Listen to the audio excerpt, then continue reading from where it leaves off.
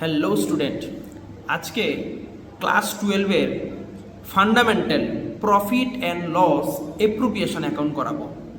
তার আগে আমরা প্রফিট অ্যান্ড লস অ্যাপ্রোপ্রিয়েশন এই যে ওয়ার্ডটা, এটার আগে কোথাও আমরা একবার শুনেছিলাম যে প্রফিট অ্যান্ড লস এটা কি ছিল। তো দেখো, প্রফিট অ্যান্ড লস যেটা trading account and profit and loss আমরা ব্যালেন্স শিটের মধ্যে করেছিলাম। তো প্রফিট অ্যান্ড লসের মানেটা কি? সাপোজ মনে করো এটা একটা পারফিউম। এই পারফিউমটা আমার তৈরি করতে বা বানাতে লাগলো 500 রুপিস। এখন মার্কেটে এটার কস্ট হলো 1000। তার মানে 500 কি পুরোটা প্রফিট আমি পেয়ে গেলাম এবং এটা সম্পূর্ণ মালিকে নিয়ে গেল। এটা ছিল প্রফিট অ্যান্ড লস অ্যাকাউন্ট, যেটা আমার ক্রেডিট দিকে চলে আসবে প্রফিটটা যে হয়েছে। কিন্তু profit and loss appropriation account যেটা, সেটা কি? সাপোজ কোনো একটা ফার্মের প্রফিট, কোনো একটা কোম্পানির প্রফিট, যেটা একের অধিক অংশীদার থাকে। আমি এই যে পারফিউমটা তৈরি করেছিলাম এটা আমি একা, যেটা প্রফিটটা পুরোটা আমি নিয়ে নিয়েছি। কিন্তু প্রফিট অ্যান্ড লস অ্যাপ্রোপ্রিয়েশনের মধ্যে আমার যে নেট প্রফিটটা থাকবে, এই নেট প্রফিটটা পার্টনারদের মধ্যে ডিস্ট্রিবিউট করে দেব। আর পার্টনারদের মধ্যে ডিস্ট্রিবিউট করলেই আমার স্যালারি চলে আসবে, আমার কমিশন চলে আসবে, আমার ইন্টারেস্ট অন ক্যাপিটাল চলে আসবে। তখন এগুলি আমার প্রফিট অ্যান্ড লস অ্যাপ্রোপ্রিয়েশন অ্যাকাউন্টে নিতে হবে।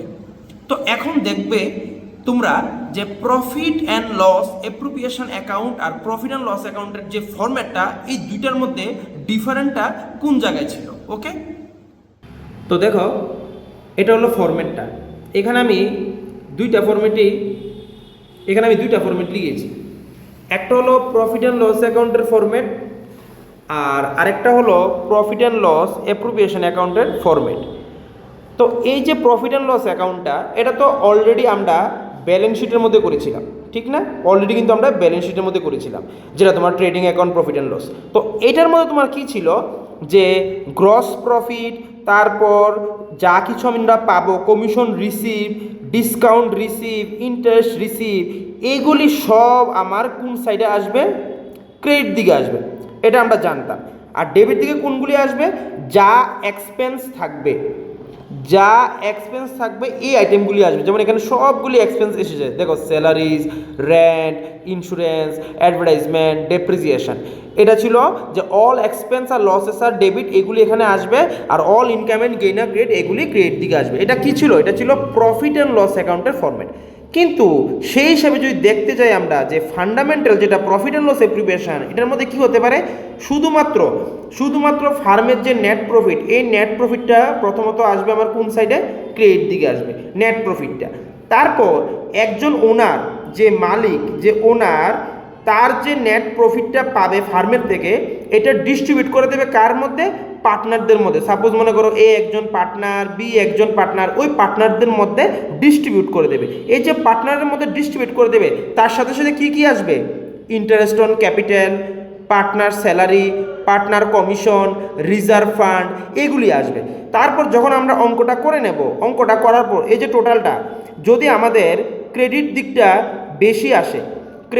যদি বেশি আসে আর ডেবিট দিকটা যদি কম আসে, তখন আমার কি হয়ে যাবে? প্রফিট হয়ে যাবে। কি বললাম? ক্রেডিট দিকটা বেশি আর ডেবিট দিকটা যখন কম আসবে, তখন আমার কি হয়ে যাবে? প্রফিট হয়ে যাবে। আর যখন দেখব যে ডেবিট দিকটা বেশি হয়ে গেছে, ক্রেডিট দিকটা কম হয়ে গেছে, তখন কিন্তু আমাদের এই সাইডে লস চলে আসবে। তো এটাই ছিল প্রফিট অ্যান্ড লসের ফরম্যাট আর প্রফিট অ্যান্ড লস অ্যাপ্রোপ্রিয়েশন অ্যাকাউন্টের ফরম্যাট। তো আমরা বেসিক্যালি এটার উপরে বেশি ফোকাস রাখবো। কারণ কেন? এটা আমাদের ক্লাস 12-এ আছে, যেটা ফার্স্ট চ্যাপ্টার আমাদের profit and loss appropriation account. এটাই তো আমরা এই ফরম্যাটে তো আমরা মনোযোগ সহকারে এটা দেখবো এবং আমরা খাতার মধ্যে লিখে নেব। আর প্রফিট অ্যান্ড লস তো আমাদের ক্লাস 11-এ চলে গিয়েছিল। তো আজকের জন্য ক্লাসটা এখনই এখানে শেষ করে ফেলছি।